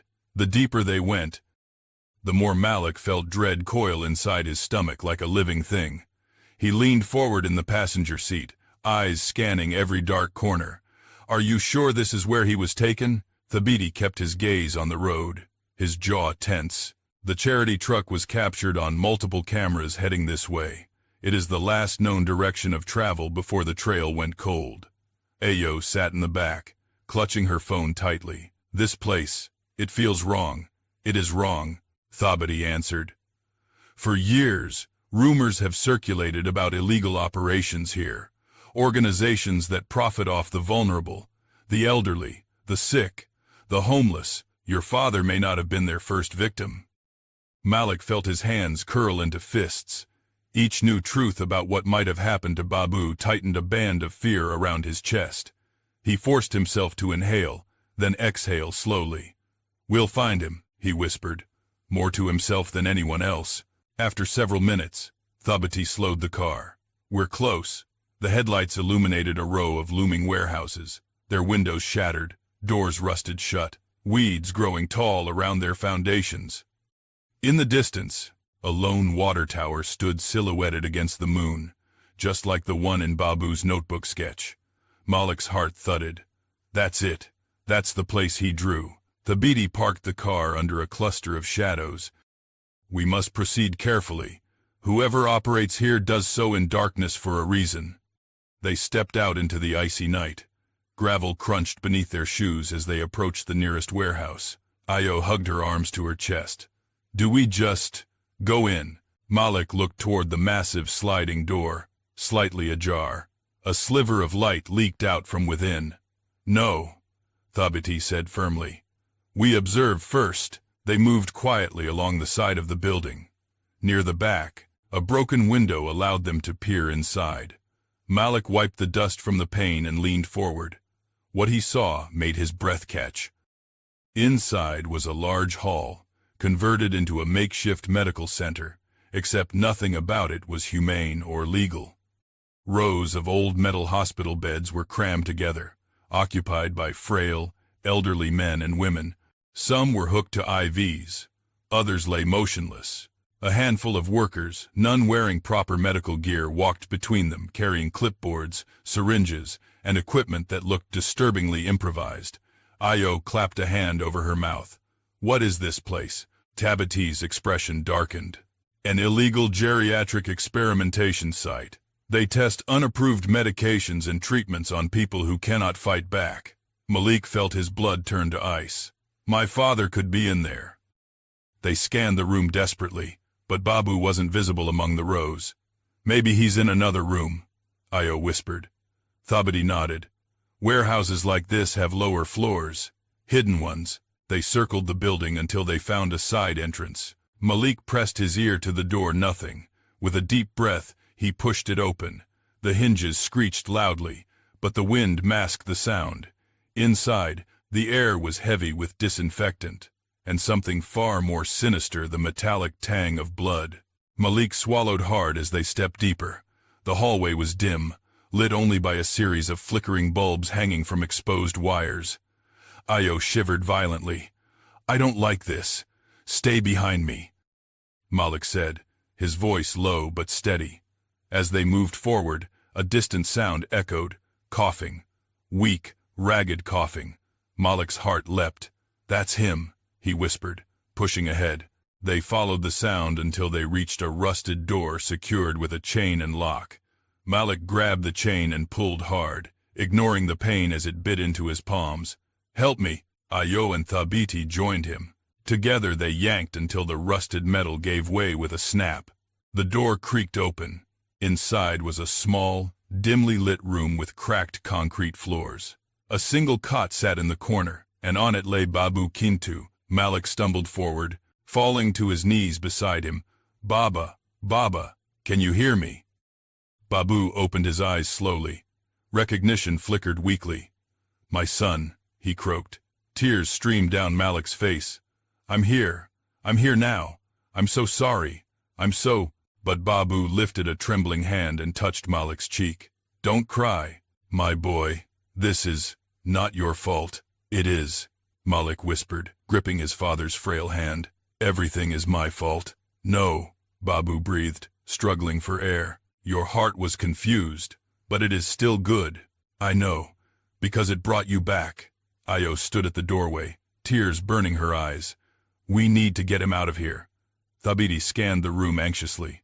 "We must hurry. Once they realize the door is broken, they will not let us leave." "Never." Malik gently helped Babu sit up. The older man winced in pain, his breathing ragged, his body frail as paper. Malik felt rage simmer beneath his sorrow, rage at whoever had left his father to suffer here. He slipped an arm around Babu. "I'll carry you." But Babu shook his head faintly. "No, we go slowly. I want to see the world again." Malik clenched his teeth, tears falling hot and steady. "You will, Baba. I promise." They moved cautiously into the hallway. The coughing of other patients echoed in dark corners. The building groaned beneath the weight of secrets and suffering. When they reached the exit, voices sounded behind them, shouting, hurried footsteps. "They found the broken lock," Thabiti hissed. "Run," Io urged. Malik lifted his father into his arms despite Babu's protests. He ran as fast as he could, the cold air burning his lungs. Thabiti and Io sprinted beside him, hearts pounding. They burst out of the warehouse, racing toward the car. But just as they reached it, a group of men emerged from the shadows, blocking their path. One of them stepped forward, tall, broad-shouldered, wearing the same lanyard from the CCTV footage. A cold smile curved across his face. "You shouldn't have come here," he said. Malik shifted his grip on Babu, shielding him. "We're leaving. Now." The man chuckled. "No, you're not. He pointed at Babu. "Belongs to us." Malik's anger boiled over. "He belongs to no one." Thabiti stepped forward calmly. "This operation is illegal. You have no authority to detain anyone." "Oh, we have plenty of authority here," the man sneered. "And you," he pointed at Malik. "You're the viral sensation. The world already hates you. Who will believe anything you say?" Io moved closer, trembling but defiant. "We have evidence. We have witnesses. The man cut her off. "You have nothing, and in 10 minutes the world will think you all disappeared." Fear shot through Malik, but with it, something stronger rose. Resolve, courage, a fire Babu had spent decades trying to ignite. Malik stepped forward, meeting the man's cold gaze. "If you want him," he said quietly, "you'll have to go through me." The man narrowed his eyes. Gladly. He motioned for his men to advance, and in that moment, as danger closed in on all sides, Malik realized that every task his father had set, every moment of humility, every lesson carved painfully into his heart, had been preparing him for this, for the fight, to protect the man who had protected him all his life. The night held its breath. The confrontation began. The men advanced with predatory confidence, shoulders squared, footsteps heavy against the gravel. Malik felt the air tighten around him, as if the night itself braced for violence. He shifted Babu's weight in his arms, his muscles shaking not from strain but from fear of losing the father he had only just begun fighting for. Ayo and Thabiti stood at his sides, their faces pale but resolute. "Stay behind me," Malik whispered to them. Babu stirred weakly in his arms. "No fights, please," he murmured. But Malik couldn't listen. Not now, not when these men had already taken so much from the old man. He set Babu gently against the car door, supporting him upright. "I'll protect you," he said, voice trembling. "I won't fail you again." The leader stepped closer, cracking his knuckles, touching, but pointless. "Give him to us. Walk away, and you might survive the night." "Never," Malik said. Ayo grabbed a stone from the ground, her hand shaking. "You don't own him," the leader smirked. "Ownership is a matter of power, and we have plenty." Thabiti stepped forward, raising his hands in a lawyer's measured gesture. "Let's not escalate. We already have evidence of your facility, its patience, its illegal conditions. If you attempt to harm us, the consequences will—" He didn't finish. One of the men lunged, grabbing Thabiti by the collar and slamming him against the car. Ayo screamed, rushing to pull the attacker away, but another man intercepted, seizing her arm roughly. Malik charged. Adrenaline flooded his limbs, turning fear into raw force.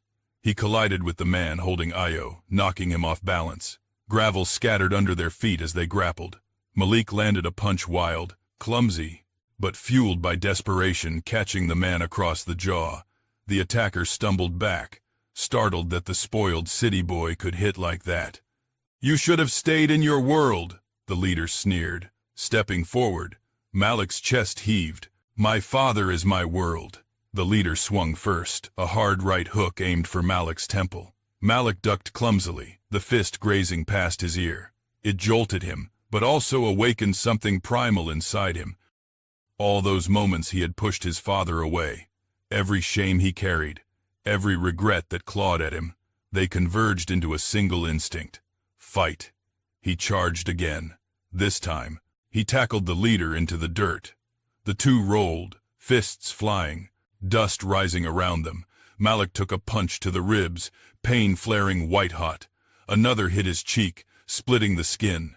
But Malik didn't stop. He grabbed the man's jacket, slammed him back, and yelled, "You don't get to hurt him." The leader twisted violently, flipping Malik. Suddenly Malik was pinned, gravel digging into his back, the man's hands tightening around his throat. Malik clawed at the fingers, choking him, vision blurring. He gasped, desperate for air, desperate not to fall here, not after coming so far. "Let him go!" Ayo screamed. She swung her stone, striking the man's shoulder. He roared in pain, loosening his grip. Malik used the split second to shove him off and crawl backward, coughing violently as precious oxygen returned to his lungs. Meanwhile, Thabiti, though shaken, managed to wrench himself free from his attacker, delivering a surprisingly effective elbow to the man's ribs. The lawyer might have been calm and bookish, but he was not helpless. "Get in the car," Thabiti shouted, grabbing Ayo's hand and pulling her toward the vehicle. Malik stumbled to his feet, scooping Babu back into his arms. "Hold on, Baba, hold on." The old man wheezed, eyes half closed, his frail hand gripping Malik's shirt. "Run, my son."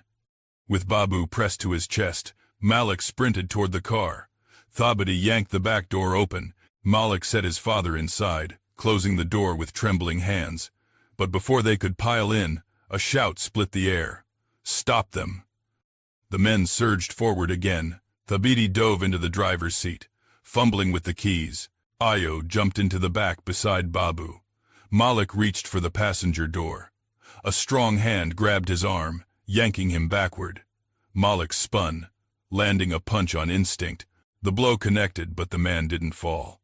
He pulled Malik closer, snarling. "You're not leaving." Malik wrenched himself free and shoved him hard. "Watch me." He dove into the car just as Thabiti slammed his foot on the accelerator. The SUV shot forward. The attackers scattered to avoid being run over. The leader pounded the hood with his fist as the car sped past him, denting the metal. Malik stared out the rear window, breath ragged, watching the men shrink into shadows behind them. Only when they turned onto the main road did anyone breathe normally again. Ayo leaned forward, voice quivering. "Is anyone hurt?" "My pride," Thabiti muttered, rubbing his shoulder. "But we will live." Ayo clasped Babu's hand. The old man's eyes fluttered open briefly. "My children," he whispered faintly. "You saved me." Malik's throat tightened painfully. "No, Baba. I failed you. I am only now learning what it means to be your son." Babu squeezed his hand weakly, tears forming at the corners of his tired eyes. "You are learning. That is enough." But as relieved as they were to escape, danger had not vanished. Thabiti's voice cut sharply through the moment. "Listen to me carefully. Those men now know your identity. They know you came for your father. They will not simply let this go." Malik paled. "So what do we do?" Thabiti accelerated onto the highway. "We take him to a real medical clinic. Once he is stable, we will report everything to the authorities, to the media, to the Human Rights Council. But we must be cautious. Powerful people run these operations." Ayo bit her lip. "We have evidence, the footage, the notebook, witnesses, and we'll have more," Thabiti replied. "Your father's testimony, once he recovers, will be crucial." Malik looked at Babu, heart aching. "He will recover," he said fiercely. "He has to." But as they neared the city, its lights glimmering in the distance, Babu's breathing suddenly changed. It grew shallow, strained, uneven. Ayo pressed her ear to his chest. "Malik, he's getting worse." Malik reached back, gripping his father's hand. "Baba, Baba, stay awake." "Stay with me." Babu's eyelids fluttered, his lips trembled. "My son." Malik felt panic rise like a wave. "We're taking you to the hospital. You're going to be okay." But Babu shook his head slowly. Tears gathered at the edges of his weary eyes. "No, my time is almost done." "Don't say that," Malik pleaded, voice cracking. Babu's gaze softened, filled with love, love so deep Malik felt it pierce him. "Listen, my son, you have walked the path. I hoped you would. You found your heart again." Malik sobbed, shaking his head violently. No, I need more time with you. I still have to fix what I broke." "You already began," Babu whispered. Ayo wiped her tears silently. Thabiti sped faster, but the city lights blurred in Malik's vision, because deep inside, he felt it, felt his father slipping away. Babu inhaled one last trembling breath, his hand relaxed in Malik's grip. And as the car raced down the highway, Babu Kintu, the man who gave everything without ever asking for anything, fell into a quiet, peaceful stillness.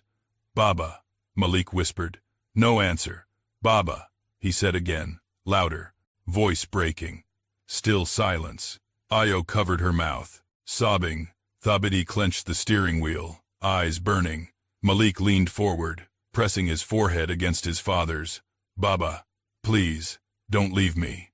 But the night had taken him, and Malik's cry pierced the darkness. A cry of loss, a cry of love, a cry that would soon echo across the world.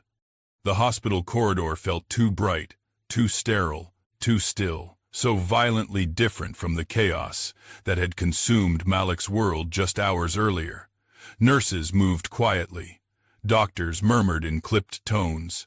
Machines beeped rhythmically behind closed doors. Yet for Malik, time was no longer measured by sounds or movements, but by the hollow ache in his chest. Each time he remembered that the fragile hand he had held for the last hour had finally grown cold. They had rushed Babu into the emergency ward the moment they arrived. But the truth was obvious, even before the doctors confirmed it. The battle inside Babu's lungs had gone too far. His body too worn, his spirit too exhausted. In many ways, the moment he saw his son come for him, truly come for him, release had taken him gently. He died with a faint smile on his lips. But the knowledge brought Malik no comfort. Now he sat in a plastic hospital chair, shoulders slumped, face buried in trembling hands, the thin white curtain behind him hiding the bed where his father's body had been carefully arranged. Ayo sat beside him, silent.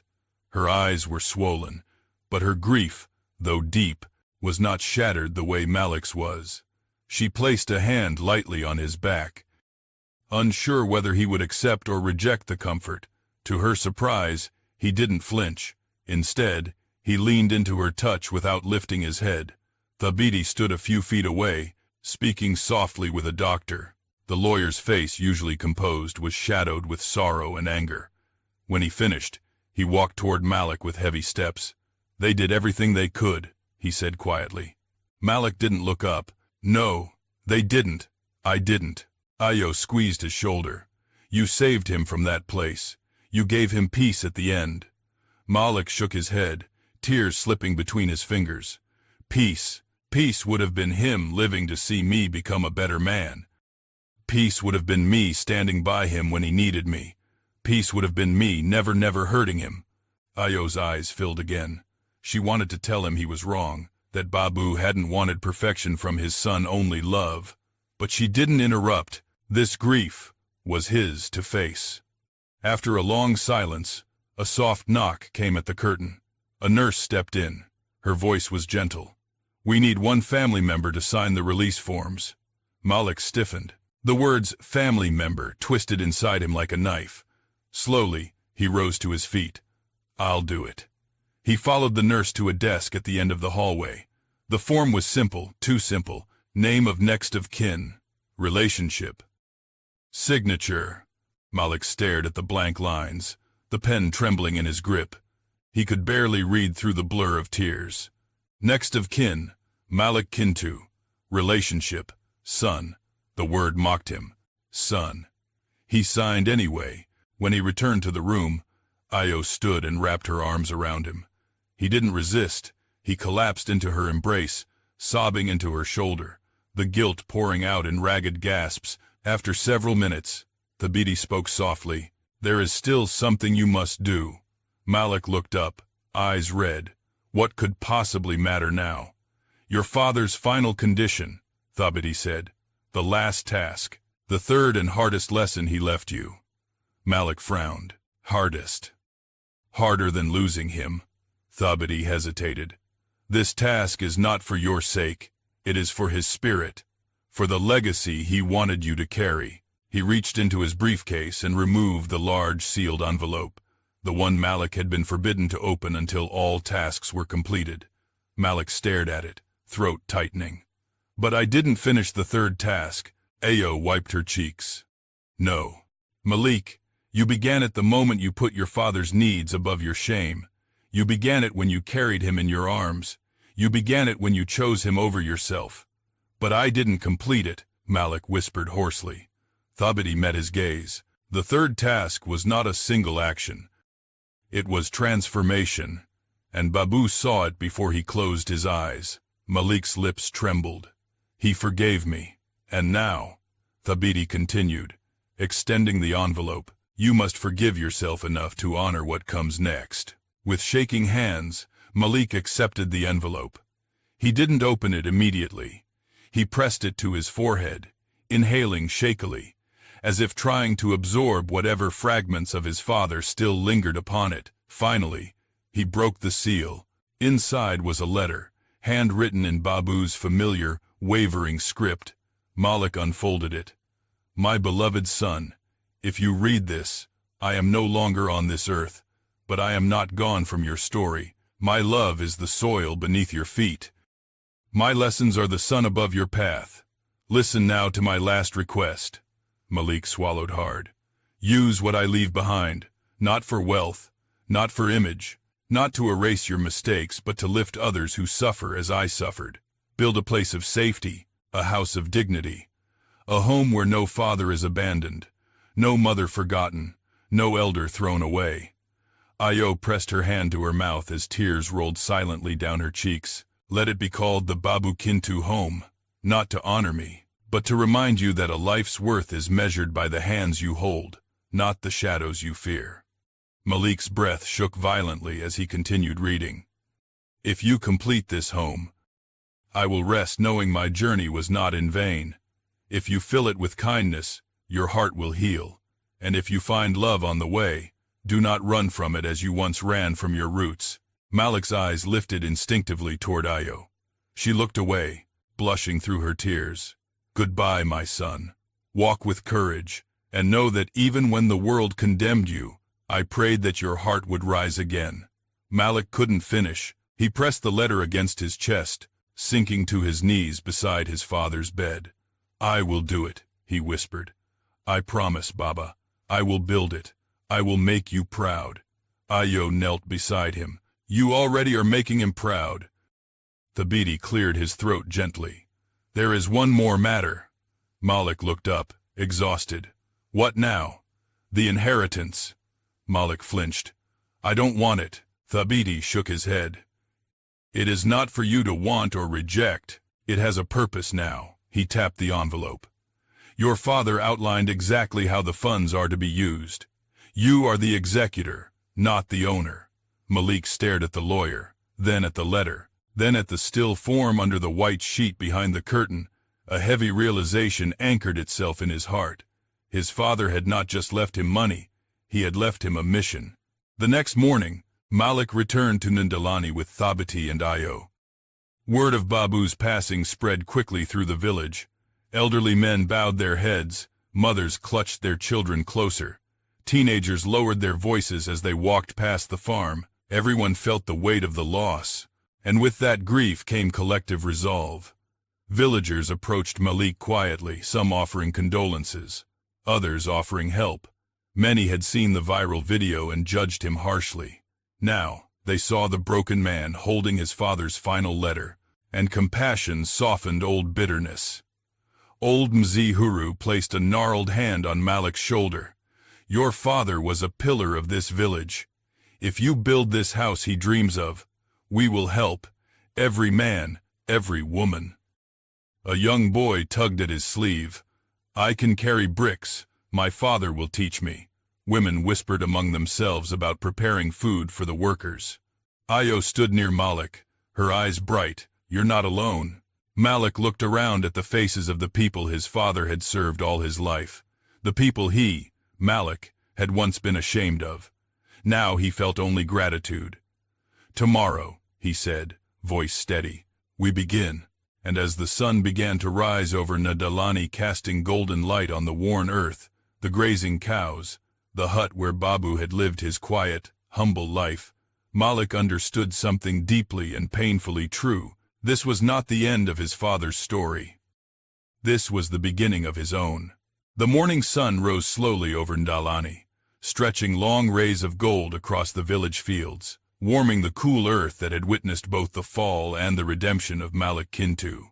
The gentle light bathed the rooftops, the grazing cattle, the dusty paths, and finally, the plot of land where a crowd of villagers now gathered quiet, solemn, united. It was the first day of building the home Babu had dreamed of. A banner of white cloth fluttered in the breeze, painted with simple blue letters, Babu Kintu, home of dignity. Though the paint was uneven and the cloth frayed at the edges, it radiated something pure, something earnest, something true. Malik stood in the center of the gathering, the same villagers who once looked at him with disappointment now watching with cautious respect. He wore simple clothes, his hands still bruised from the fight, his eyes hollow from grief, but there was a steadiness in him that hadn't been there before. A deliberate calm, a sense of purpose that anchored him to the earth beneath his feet. Ayo stood at his right, Thabiti at his left, and between Malik's hands was the worn letter Babu had written, creased from being held too tightly, stained with his tears, but treasured beyond measure. He cleared his throat, his voice soft but carrying. My father was a man the world overlooked, But he was not small. He was not weak. He was not meaningless.